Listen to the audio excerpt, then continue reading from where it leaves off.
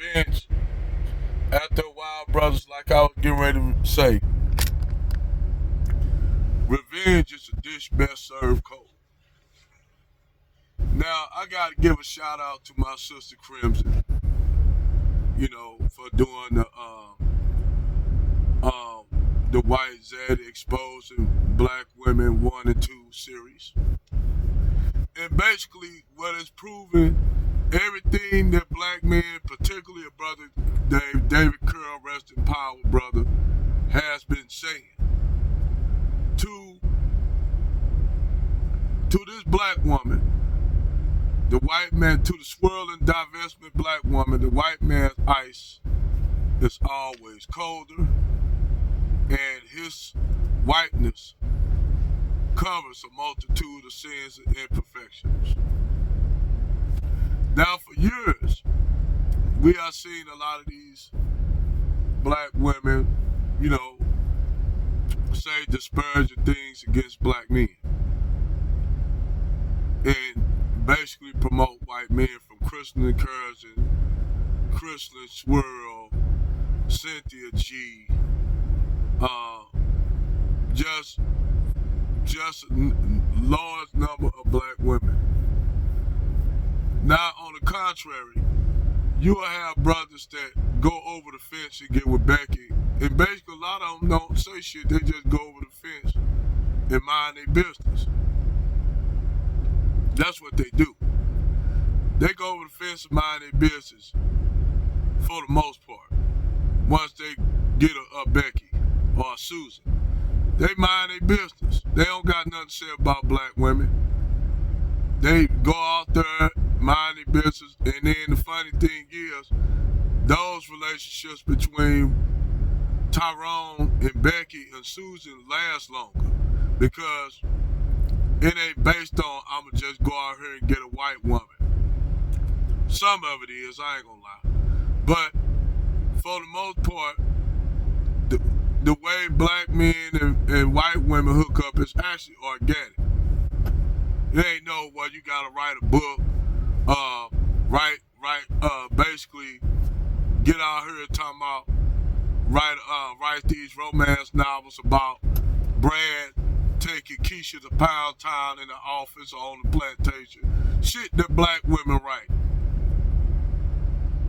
Basically to glorify they love interest. So what you've been having as of lately, Keisha getting kicked to the curb by Brad and exposed. So now that you got all these Keishas getting kicked to the curb, because I'm going to tell you what it is. Due to hard times and conditions, Becky is coming back to the table with Brad. That's what it is.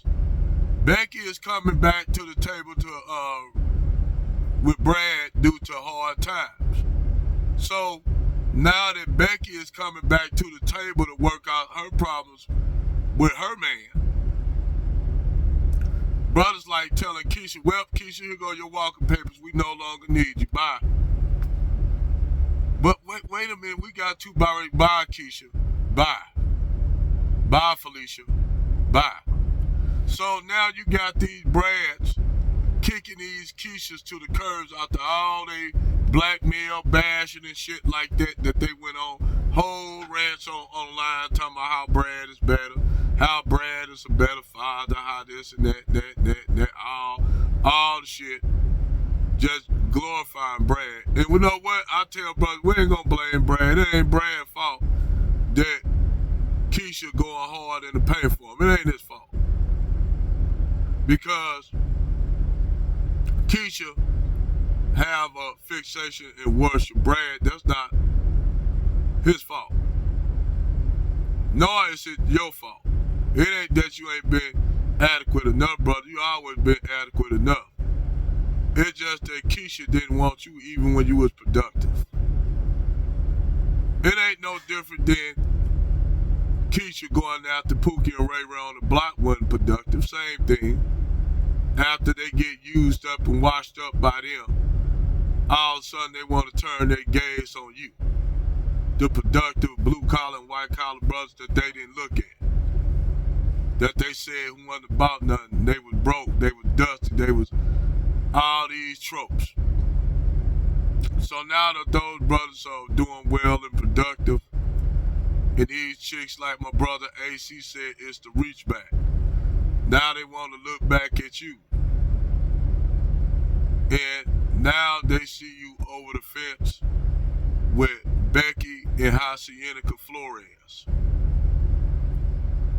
Now, these same chicks that were chasing after Brad, worshiping Brad, calling you a chocolate diet.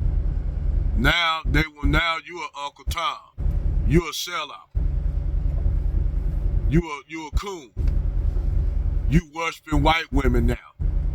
These women sit up there and say you worship white women, but yet they up here with 2 biracial kids by Brad and dated multiple Brads.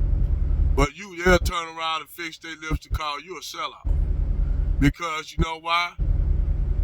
They know you ain't gonna pick their ass. They know real men, black men that have structure, that have their shit together, is not paying their ass no attentions. That's why you got that Sharika chick going hard in the paint talking about white men, black men. Because you know why?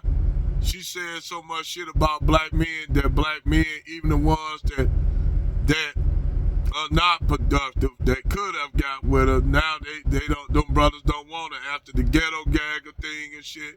She know these brothers ain't gonna pick her. She knows she through with finished with white men after that shit, cause don't no man want no woman to sit up there and degrade herself like that. What guy, any man in a white right mind would want that? None. So now, what it is, she gotta double down on her hatred towards black men, because now black men, she knows she can't get those eligible black men. They don't want her. White men don't want her. So now she gotta double down on stupid. Well, only thing I can tell her this: when you play stupid games, you get stupid prizes. And she definitely got the stupid of all prizes, because now she running around here with a bastard child by a fucking she got a bastard ass biracial child by her and Gerbil's reject looking motherfucker. Go look at that motherfucker, man, the dude she was with. Look at this lame ass looking white dude that she was with. I mean, if it was a Channing Tatum guy, or Anthony McConaughey, or Mark Wahlberg looking guy, I was like, okay, I see that. But she with this motherfucker look like a broke ass her and Goebbels up there throwing fucking Heil Hitler signs, and her little nigga ass up there right there looking ridiculous as fuck. Looking like a slave. That's what she looked like, his nigga slave. Hell, that's what she was, his nigga bedouin slave. She up there looking like a goddamn fool up there while he up there throwing Heil Hitler on the balcony. He looking retarded. I'm like, damn, how you a white supremacist is he up there with a black woman? Should he get with a white woman? Well, the truth is, don't no white woman want that big light bulb head looking ass motherfucker she was with. He was the best that she was the best that he was gonna get. Cause ain't no white women choosing. The funny thing is, all these neo-Nazis, if you ever notice, a lot of them be single, be motherfucking, a lot of them be incels and shit. And they only angry because they see Becky out there with Tyrone. That's the only thing that set them off. You know? But, give or take, a lot of these white guys, they settle for black women. Not all, but the vast majority of white men settle for black women because they can't get the attractive white women they want. That's what that is.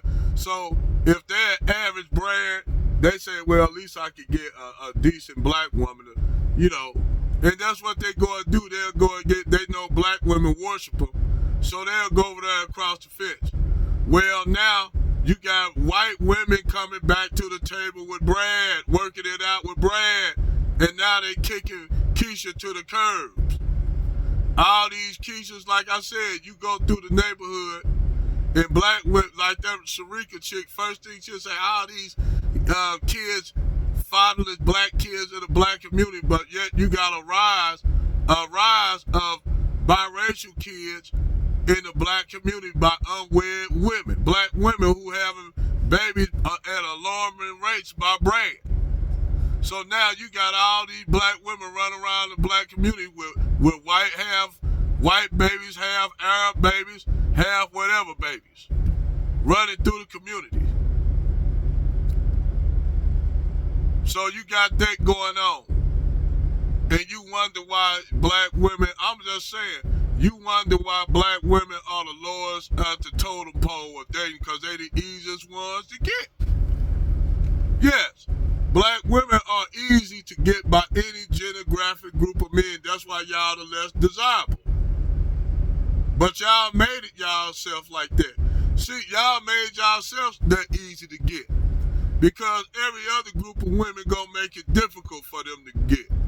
Arab women, Asian women, Hispanic women, all other groups of women gonna make it difficult for any man to get. They gonna make you work for it. And another thing is, a lot of those group of women ain't gonna worship you. They'll respect you, but they not gonna worship you. Keisha worship Brad. But see, Keisha want Tyrone and Lamont and Jamal to worship her. She want the same. She want us to grovel at her feet like she grovel at Brad's feet. That's what that's about. That's why these Keishas say, well, I can go to these niggas and then have them grovel at my feet. But see, now they can't get brothers to do that. So now they look up here and run around looking like some goddamn idiots. Like theirs with they like that Sharika chick. Run around here got a double down on talking about black men because you know, talking about I don't need no black man. Ain't that she don't need one. She can't get one because her she just destroyed her value is so far gone, and the only excuse she had for doing ghetto gangs is to say she did it to see what black men are saying do. Really? Really, bitch? You that damn retarded to go out there and degrade yourself? Let a whole bunch of white men degrade you just to pee black men off like they was gonna get pissed off at you? These brothers, we already know a lot of y'all black women be doing this ghetto gang shit. That shit is water up under the bridge now. We done moved on from that shit. We don't care. Whatever floats your boat. We like, if you want to go out there and get degraded like that, put your vomit in dog bowls so they put that motherfucker on your head. That's what y'all black women like doing. Y'all know y'all done ruined it for to come over here back across the fence. Y'all done ruined it. Ain't no black man gonna want, even the Pookie and Ray Ray niggas ain't gonna want that. They like, nah, that's all right, I don't want you. The Pookie and Ray Ray's gonna turn your ass down. And when the Pookie and Ray Ray turn your ass down, you know it's over for you. If Brad turn your ass, Dusty, Justin, Brad turn your ass down, then Pookie and Ray Ray turn your ass down, you know it's over for your ass. Start walking towards the wall to be on night watch.